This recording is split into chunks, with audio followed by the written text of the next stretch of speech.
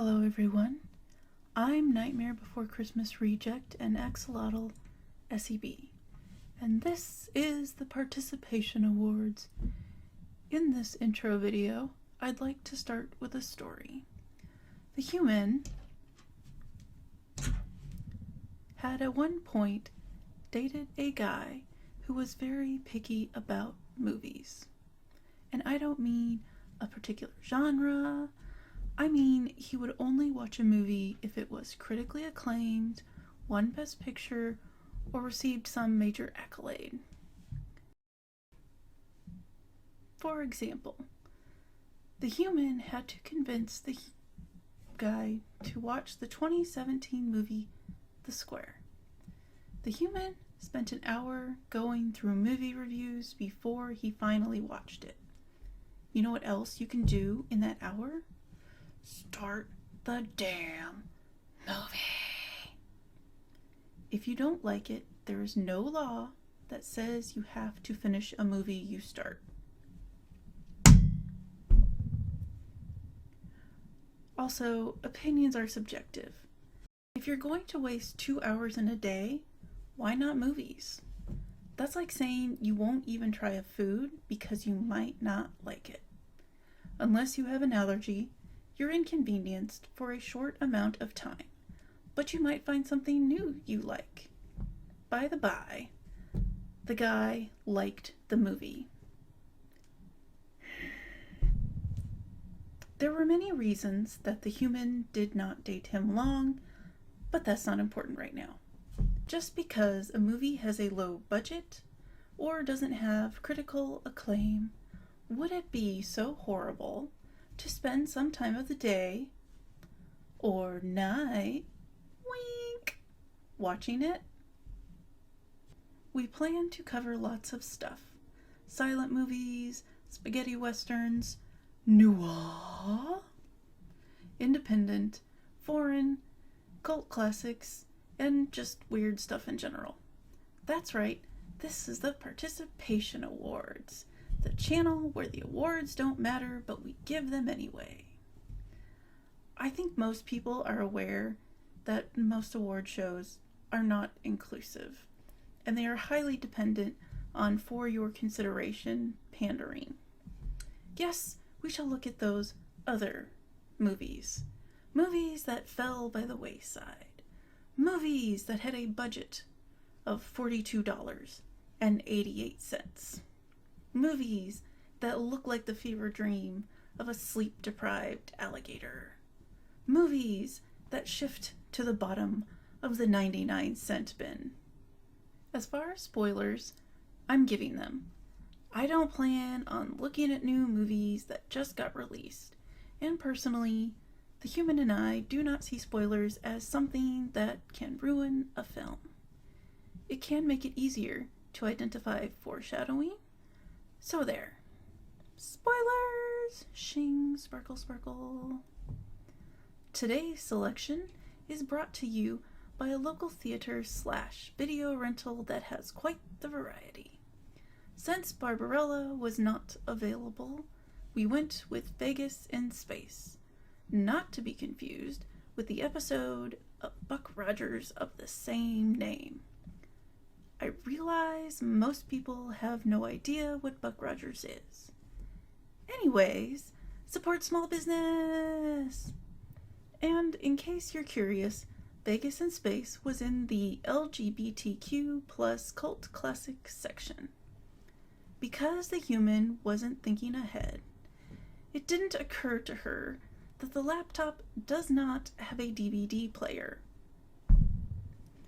And since we had just moved, all the wires were stored away, internet hadn't been set up, we are not fast.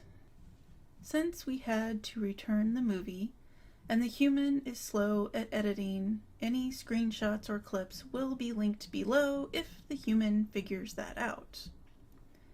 Baby axolotl steps, people. According to Wikipedia, Vegas in Space is a science fiction/comedy directed by Phillip R Ford with Doris Fish, Tippy, Miss X, Ramona Fisher, and Lori Naslandabout? Naslandabout. I probably butchered that.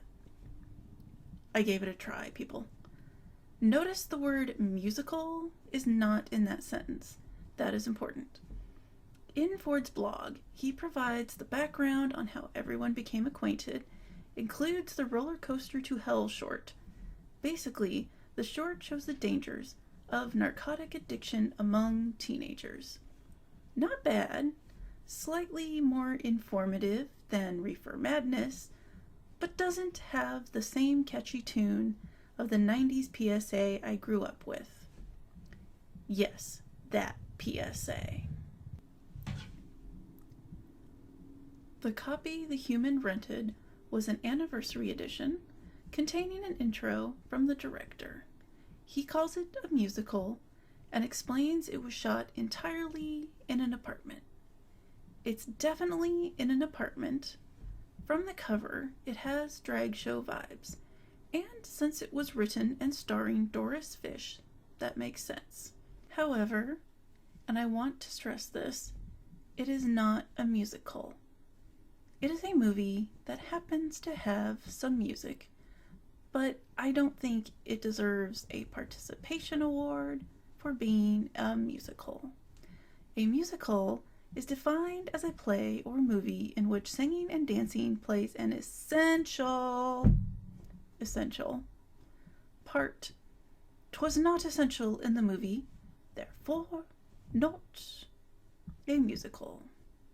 The short description is 3 male travelers complete a secret mission by becoming women in order to go to an all-female planet that has a name I can't use on YouTube without being flagged.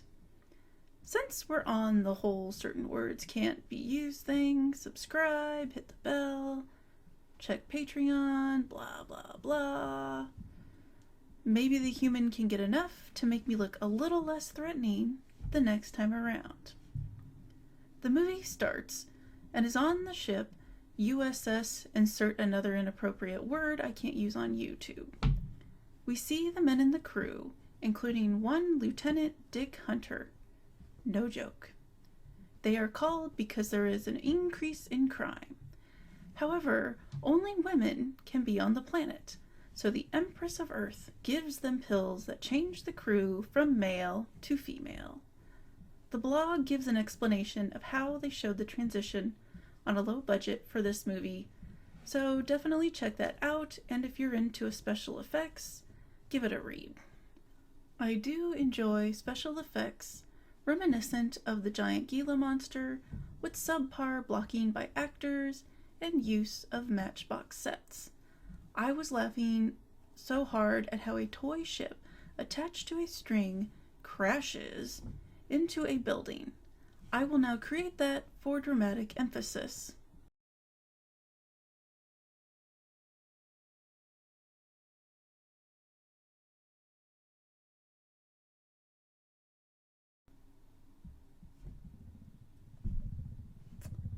Okay, well, there is a scene where there is an earthquake, the camera is shaking, and everyone is moving around, and randomly, one person just stops for their glamour shot in the middle of all of this.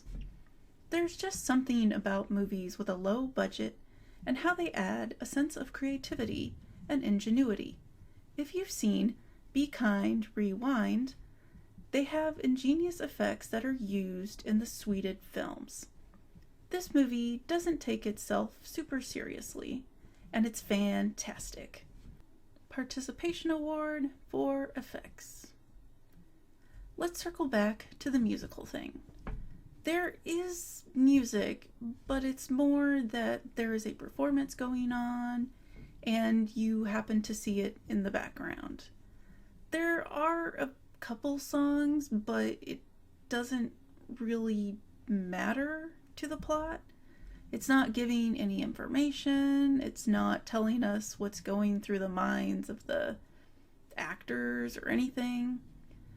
Another effect is that the real world is pretty colorless, yet color comes in upon reaching the planet that we can't name here. It is supposed to be this open place that you can indulge in everything. Part Vegas, part Wizard of Oz. They point out on the planet that the only crime is fashion, and shoot anyone on sight wearing beige. I don't recall anyone wearing beige in the movie either, so I'm assuming they took that crime seriously and followed it to the letter. Participation award for the quote, "Joan Collins is still stunning at 325. Also, participation award for phrase I'm stealing from the movie, "There is no time for paranoia." Before I looked it up, I thought this movie was from the 70s because it has that campy feel and low budget, but nope. 1991. And as of 2021, that's 30 years. Damn, really? Okay. So, weird note. The human and I watch movies with subtitles, even in English, because we don't catch every word, and you can miss nuance in spelling or how things are said. It could have just been this copy, but there were times the subtitles didn't match or were straight up missing. Almost as if someone was trying to add subtitles as they were watching to save time, took a 15-minute break, figured no one will miss this part of the movie, and just went back to adding them. With how this movie is, it works. If it had turned into Monty Python-esque style of changing subtitles, changing font color, or an argument between two people typing out subtitles, it would have fit in. This is just my opinion, but a good chunk of the jokes about men versus women were hit and miss. I'm not a fan of most sexist type of humor because many jokes have been repeated so many times. It's just cringy, out of touch, just not funny. It doesn't really hurt or help the film, but it's a bit disappointing in that aspect, especially since this was made in 1991. I just wish the humor had been as creative as they were with the effects and backgrounds. The names of places were puns, felt a bit heavy-handed, but didn't ruin the movie. Of course, at the end, they saved the planet. As far as plot, it was basically the audience following the crew in the background of a drag show. To sum up, whether the movie came in severely under budget or over budget, it's a fun little movie worth a random watch. Thank you for your time, and may all your cookies be delicious. Toodles!